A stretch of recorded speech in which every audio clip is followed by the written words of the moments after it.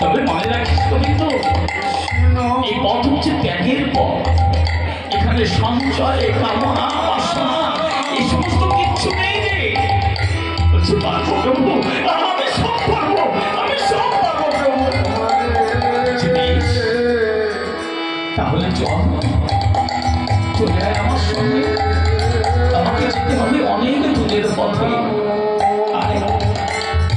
তাই আমার প্রভু গোবিন্দকে সঙ্গে নিয়ে হরিনাম করতে করতে চলেছে নীলাচলের পথে।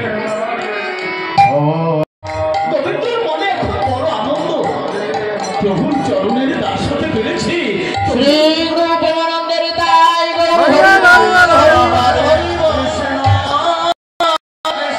প্রভুর চরণের দাস হওয়ার সুযোগ পেয়েছি।